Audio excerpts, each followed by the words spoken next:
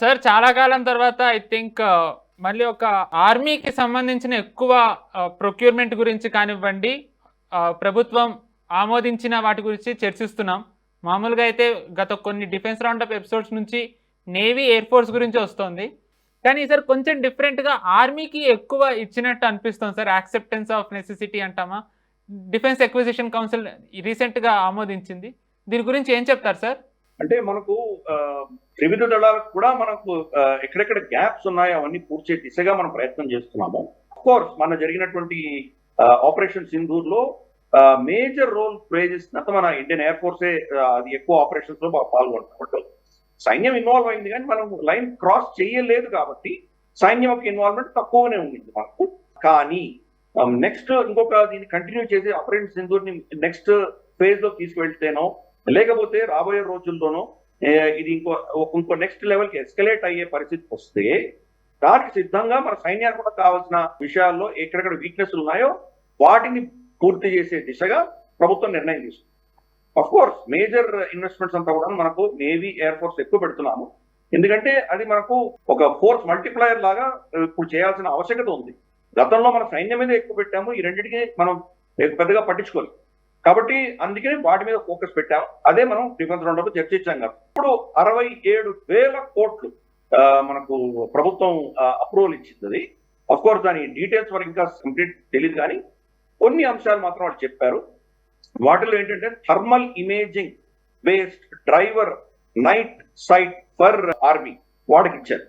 అంటే thermal imaging మనకు చూస్తే కనుక ఇప్పుడు ఈవెన్ బిఎల్ఏ వాళ్ళు బలూచిస్తాన్ యుద్ధం చేస్తున్న పిఎల్ఏ దగ్గర కానీ, టీటీపీ దగ్గర కానీ థర్మల్ ఇమేజింగ్ ఎక్విప్మెంట్ వాళ్ళ దగ్గర ఉన్నాయి, టెర్రరిస్టుల దగ్గరనే ఉన్నాయి. కాబట్టి మన సైన్యంలో వాటికి సంబంధించినటువంటి సంఖ్య పెంచాలి, దాని గురించి ఎక్కువ ఫోకస్ పెట్టాలి. ఎందుకంటే రాత్రిపూట మనకు చాలా అటాక్స్ చేయొచ్చు వాళ్ళు. మనకు రాత్రిపూట వాళ్ళని నివారించాలంటే చాలా కష్టం. నేను యాక్చువల్గా లైన్ ఆఫ్ యాక్చువల్ కంట్రోల్ కనుక తిరిగి వచ్చాను.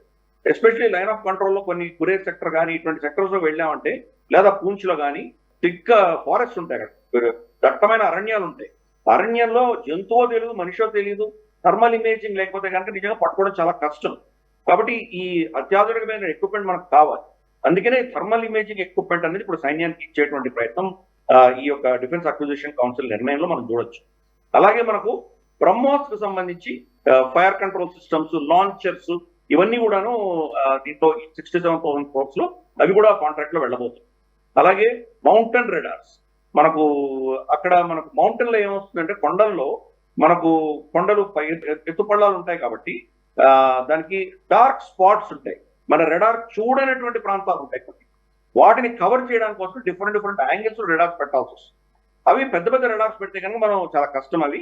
కాబట్టి చిన్న రెడార్స్ మనకి ఎక్కడ బ్లాక్ స్పాట్స్ ఉన్నాయో, మనకు డార్క్ స్పాట్స్ ఉన్నాయో కనిపించని ప్లేస్ లో పెట్టడానికి ఇవన్నీ కూడా మనం దాన్ని వాడుతున్నాం. అలాగే మనం చూస్తే కనుక మీడియం రేంజ్ లాంగ్ ఎండ్యూరెన్స్ యుఏవిస్ అంటే అన్మాన్డ్ ఏరియల్ వెహికల్స్ ఇవి కూడా దాంట్లో వాళ్ళు దాన్ని పొందుపరుస్తున్నారు. అలాగే చూస్తే కనుక కాంపాక్ట్ అటానమస్ సర్ఫేస్ క్రాఫ్ట్ ఇటువంటివి కొన్ని అంటే బేసిక్ మన శక్తినికి కావాల్సినటువంటి పనిముట్లు ఏవైతే ఉంటాయో బేసిక్ ఐటమ్స్ అన్ని కూడా కొంటారు.